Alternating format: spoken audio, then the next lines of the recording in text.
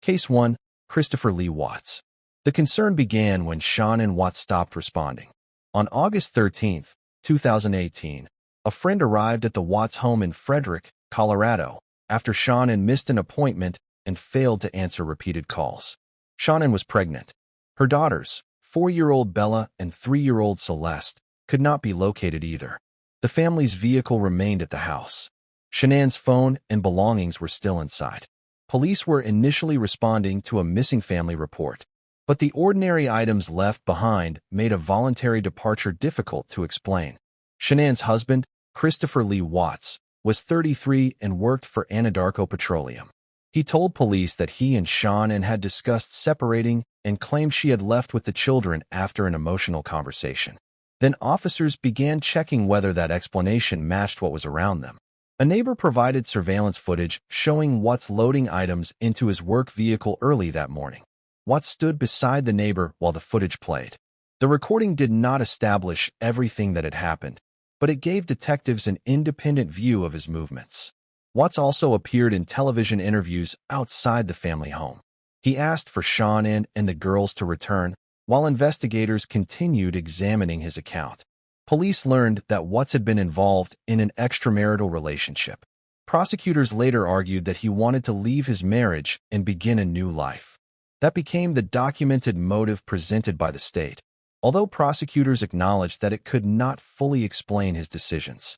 Detectives asked Watts to take a polygraph examination. He failed. During the interview that followed, he first admitted that Sean was dead but attempted to place responsibility for the children's deaths on her. Investigators did not accept that version as the complete truth. The case changed when Watts directed authorities to an oil site connected to his employment. Sean, Bella, and Celeste were recovered there. Watts was arrested on August 15, 2018. 5 days later, prosecutors charged him with multiple counts of first-degree murder, unlawful termination of a pregnancy, and tampering with a deceased human body. There was no trial. On November 6, 2018, Watts appeared in Weld County District Court in Weld County, Colorado, and pleaded guilty to all 9 charges. The prosecution's case rested on his admissions, the recovery locations, surveillance footage, worksite connections, and the physical evidence. By pleading guilty, Watts abandoned the earlier account that attempted to blame Sean. The defense did not present an alternative case to a jury because the plea resolved the charges. Prosecutors agreed not to pursue the death penalty after consulting Shanann's family. On November 19, 2018, Judge Marcelo Kopkow sentenced Watts to multiple life terms without the possibility of parole, followed by additional sentences for the other convictions. He was later transferred outside Colorado. Public reporting has placed him in Wisconsin custody. Christopher Watts remains incarcerated and will not be eligible for parole. The case began with a friend who recognized that Shanann's silence was unusual. It ended after surveillance footage, a failed polygraph, changing statements, and the oil site evidence dismantled the explanation Watts first gave police. The next investigation began differently. There was no television appeal outside a family home. Instead, concern grew because 5 children had stopped appearing where they were expected. Case 2. Timothy Ray Jones, Jr. By early September of 2014, relatives and school officials were asking where the Jones children were. Mara was 8. Elias was 7. Naughton was 6. Gabriel was 2. And Elaine was 1. They lived with their father, Timothy Ray Jones, Jr., in Lexington County, South Carolina. Jones had custody of them, but their unexplained absence raised concern. Before authorities in South Carolina could fully establish what had happened, Jones was already traveling. On September 6, an officer stopped him at a traffic checkpoint in Smith County, Mississippi. The vehicle drew attention because of its condition and an unusual smell. Officers found evidence that made the children's whereabouts an urgent criminal matter. Jones was detained. During questioning, he admitted that the 5 children were dead and directed authorities to a rural location near Camden, Alabama, where they were recovered.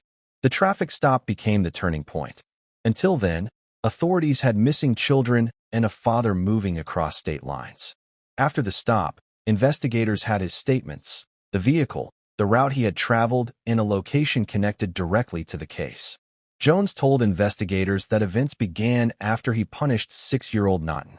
His recorded account then described decisions involving the other children and his attempt to conceal what had happened. No single confirmed motive has ever been established. The prosecution did not present the case as the result of one simple motive. Instead, prosecutors argued that Jones deliberately killed the children, understood that his actions were wrong, and then made a series of calculated decisions to hide the crime. The defense argued that Jones was suffering from severe mental illness and was legally insane at the time. That disagreement became the center of the trial. Jones was returned to South Carolina and charged with 5 counts of murder. The case reached the Lexington County Court of General Sessions in Lexington County, South Carolina, in 2019. Judge Eugene Griffith Jr. presided. Prosecutors presented Jones's recorded statements, evidence from the vehicle, the route through several states, and his actions after leaving South Carolina. They argued that his concealment efforts showed awareness and planning. The defense presented mental health evidence and asked the jury to find him not guilty by reason of insanity. Their position was not that someone else was responsible. The question was whether his mental condition prevented him from being legally responsible under South Carolina law. The jury rejected the insanity defense and convicted Jones of all 5 murders. During the sentencing phase, prosecutors sought the death penalty. The defense continued presenting mitigating evidence connected to his mental health and personal history. On June 13, 2019, Jones was sentenced to death. He appealed the convictions and sentence to the South Carolina Supreme Court. His attorneys challenged jury selection decisions, evidentiary rulings, and other parts of the trial. In 2023, the court affirmed both the convictions and the death sentence. Current South Carolina Department of Corrections records list Timothy Ray Jones Jr. as a death row inmate at Broad River Secure Facility. He is not eligible for parole. In this case, the investigation did not turn on a long forensic process. It turned on a traffic stop, the evidence inside the vehicle, Jones's own statements, and the interstate route that led authorities to the children. The next case also began when relatives realized something was wrong. But by the time police entered the family home, the husband had already crossed the Atlantic. Case 3. Neil Entwistle. On January 22, 2006, police entered a house in Hopkinton, Massachusetts, after relatives repeatedly failed to reach Rachel Entwistle. Inside, officers found Rachel, who was 27, and her 9-month-old daughter, Lillian. Both were dead. Rachel's husband, Neil Entwistle, was no longer in the United States. Entwistle was a British citizen who had met Rachel in England before the couple moved to Massachusetts. He presented himself as working in computer-related business, but investigators later uncovered financial pressure, failed online ventures, and mounting debt. Shortly after Rachel and Lillian died, Entwistle traveled to the United Kingdom. That departure became one of the first major details investigators had to explain. Police examined his flight records, computer activity, finances, and access to a firearm owned by Rachel's stepfather. Prosecutors later argued that Entwistle had taken the weapon from the relative's home, used it, and returned it before leaving the country. The state presented financial collapse as the documented motive. Prosecutors argued that Entwistle wanted to escape debt and the exposure of the false image he had created around his career and finances. The defense disputed that motive and offered a completely different explanation. According to the defense, Rachel was responsible for Lillian's death and then her own. Defense attorneys argued that investigators had interpreted an ambiguous scene in the way that most supported their theory against Neil. The prosecution answered with the travel evidence, computer searches, financial records, forensic findings, and evidence connecting Entwistle to the firearm. Another important issue involved the police entry into the home. Officers had entered without a warrant because relatives were concerned that someone inside might need help. Entwistle's attorneys later challenged that search, but the courts found that the emergency circumstances justified it.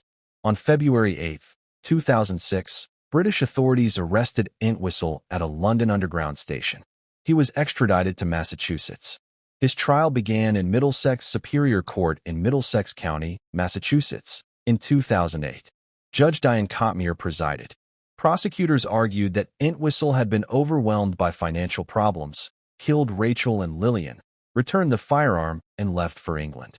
They presented computer records, travel evidence, financial documents, DNA evidence, and testimony about the weapon. The defense maintained that Rachel was responsible. Entwistle did not testify, and the defense called no witnesses. On June 25, 2008, the jury convicted him of 2 counts of first-degree murder and firearm-related offenses. He received 2 life sentences without the possibility of parole, along with additional terms connected to the firearm convictions. Entwistle appealed. Among other arguments, he challenged the search of the home and parts of the evidence presented at trial. In 2012, the Massachusetts Supreme Judicial Court affirmed the convictions. The court concluded that he had received a fair trial and that none of the claims justified reversal. Neil Entwistle remains incarcerated in Massachusetts custody. His exact current facility was not confirmed in the official sources reviewed for this documentary. The case was built without a confession. Investigators connected his sudden international travel to financial records, computer activity, firearm access, and forensic evidence, while the jury considered and rejected the defense's alternative account. If you're finding these cases informative, consider subscribing to Quiet Room Cases. We publish carefully researched true crime documentaries focused on investigations, evidence, and the pursuit of answers. Case 4, Jeffrey Robert McDonald. In the early hours of February 17, 1970, military police responded to a call from a home at Fort Bragg, North Carolina. Army Dr. Jeffrey Robert McDonald told authorities that intruders had entered the house and attacked his family. His wife, Colette, and their daughters, 5-year-old Kimberly and 2-year-old Kristen, were dead. Colette was pregnant. McDonald survived. From the beginning, his account gave investigators a specific claim to test. He described several intruders, including a woman wearing distinctive clothing, and said he had been attacked while trying to protect his family. The question was whether the physical evidence supported that story. McDonald was a Green Beret physician and Army captain. His professional position and injuries initially formed part of the public understanding of him as another victim of the attack. But investigators identified problems. They examined blood evidence, fibers, household items, the location of physical evidence, and McDonald's description of the sequence of events. Prosecutors later argued that parts of the home appeared staged and that the evidence did not follow the pattern expected from an attack by outsiders. McDonald continued insisting that intruders were responsible. No confirmed motive has ever been established. Prosecutors suggested that a family conflict had escalated, but their case did not depend on proving one precise motive. It depended on convincing the jury that McDonald's intruder account was inconsistent with the evidence inside the house. The Army initially charged McDonald, but the military proceeding ended without a court-martial. The case did not disappear, however. Colette's stepfather continued pressing authorities to pursue it. A federal grand jury indicted McDonald in 1975. He was arrested in California and returned to North Carolina. Years of legal arguments delayed the trial, including disputes over his right to a speedy trial. In 1979, the case reached the United States District Court for the Eastern District of North Carolina. Judge Franklin Dupree Jr. presided. The prosecution used the physical evidence to argue that the intruder story could not explain what investigators found. They presented fiber evidence, blood type evidence, household objects, and inconsistencies in McDonald's statements. The defense argued that unknown intruders committed the crime and that investigators had mishandled the scene, ignored alternative suspects, and forced the evidence into a theory against McDonald. The jury convicted him of 1 count of first-degree murder and 2 counts of second-degree murder. He received 3 consecutive life sentences. The legal battle continued for decades. McDonald sought new trials and pursued appeals based on witness claims, forensic testing, and challenges to the government's case. Courts repeatedly reviewed those arguments without overturning the convictions. In 2021, the United States Attorney's Office for the Eastern District of North Carolina announced that an appeal had been dismissed. The 3 consecutive life sentences remained in effect. Jeffrey McDonald remains in federal custody. His exact present facility was not confirmed in the official sources reviewed here. Unlike the previous cases, this investigation did not depend on a confession, a traffic stop, or a sudden location discovery. The question remained the same from the first day through decades of appeals. Did the evidence support McDonald's account of unknown intruders? A federal jury concluded that it did not. The next case moved far more quickly. Police did not spend years deciding who was responsible. A telephone call placed part of the crime before a witness as it happened. Case 5. John David Battaglia, Jr. On May 2, 2001, Mary Jean Pearl received a telephone call from her 9-year-old daughter, Mary Faith. Mary Faith and her 6-year-old sister, Liberty, were visiting their father, John David Battaglia, Jr., at his apartment in Dallas, Texas. Pearl heard the events that followed through the phone. She contacted police. Battaglia was 45 and worked in accounting and computer-related jobs. He and Pearl were divorced, and court records documented a history of domestic conflict. At the time, Battaglia was facing possible consequences for violating the conditions of his probation. Pearl had contacted authorities about his behavior, and a hearing was approaching. Prosecutors presented retaliation as the motive.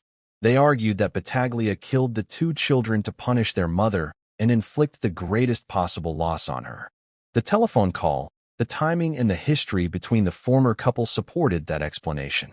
Police arrived at Battaglia's apartment and confirmed that Mary Faith and Liberty were dead. Battaglia was gone. Officers located him later that night at a tattoo business in Dallas. He had been getting tattoos connected to his daughters. Police arrested him and recovered evidence connected to the crime. The investigation was unusually direct. The mother had heard the incident. The children had been in Battaglia's custody. Police found them in his apartment, located him within hours, and connected him to the firearm evidence. Battaglia was charged with capital murder. His trial took place in Criminal District Court No. 1 in Dallas County, Texas, in 2002. Prosecutors argued that the crime was deliberate retaliation. They relied on the telephone call, Pearl's testimony, physical evidence from the apartment, and the documented conflict before the murders. The defense presented mental health evidence and challenged whether Battaglia should receive the death penalty. Questions about his mental condition would continue through later appeals, particularly when his execution became imminent. The jury convicted him of capital murder and sentenced him to death. Battaglia remained on Texas death row for more than 15 years. His attorneys pursued appeals challenging his conviction, sentence, and competency to be executed. The competency dispute became especially important because the Constitution prohibits executing someone who does not understand the reason for the punishment. Texas courts ultimately found him competent. On February 1, 2018, John David Battaglia, Jr. was executed at the Huntsville unit of the Texas Department of Criminal Justice. He was 62. His current status is therefore final. He is deceased. The case required no lengthy effort to identify a hidden suspect. The telephone call, the immediate police response, the apartment evidence, and the same night arrest established the central path of the investigation. The final case began with a very different advantage for the offender. By the time authorities entered his family home, he had been gone for weeks. It would take national television and a carefully constructed face to find him. Case 6. John Emil List. For nearly a month, the large house on Hillside Avenue in Westfield, New Jersey, appeared quiet. Mail accumulated. Lights remained on. The family had not been seen. John Emil List had arranged for letters to be sent to the children's schools and had contacted others with explanations for the family's absence. Those steps delayed concern. On December 7, 1971, police entered the house. List's wife, Helen, his mother, Alma, and his children, 16-year-old Patricia, 15-year-old John Jr., and 13-year-old Frederick, were dead. John List was gone. He was 46 and worked as an accountant.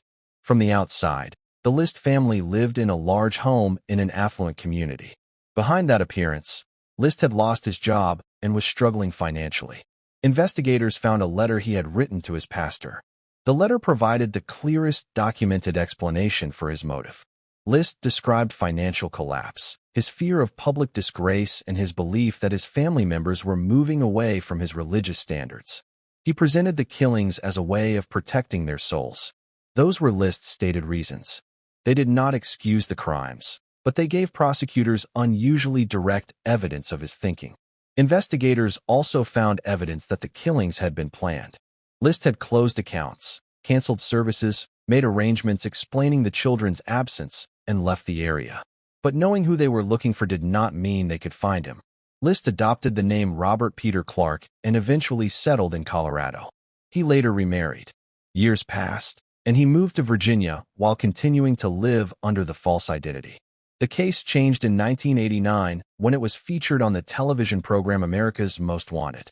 Because List had been missing for almost 18 years, sculptor Frank Bender created an age-progressed bust showing how he might then appear. The program displayed the sculpture and described the case. A viewer recognized the resemblance to a neighbor known as Bob Clark and contacted authorities. Agents found List in Virginia. Fingerprints from his military records confirmed his identity. He was arrested on June 1, 1989, and extradited to New Jersey. List's trial took place in the Superior Court of New Jersey, Law Division, Union County, in 1990. The prosecution presented the letter, the arrangements made before his disappearance, his false identity, the fingerprint confirmation, and evidence from the house. They argued that the killings were planned and followed by deliberate efforts to avoid discovery. The defense presented evidence concerning List's mental condition and argued that he was not fully responsible because of psychological illness. List also challenged the use of the letter, claiming it was a protected communication to his pastor. The jury rejected the defense and convicted him of 5 counts of first-degree murder on April 12, 1990. He received 5 consecutive life sentences. The New Jersey Appellate Division later affirmed the convictions and sentences. John List remained in prison until his death on March 21, 2008. He was 82. The investigation that finally located him did not turn on laboratory science or a newly discovered document. It turned on a public television broadcast, a forensic artist's reconstruction, and one viewer who recognized the face. Thank you for spending time with Quiet Room Cases. If you found this documentary informative, please like, comment, and subscribe. We'll see you in the next case.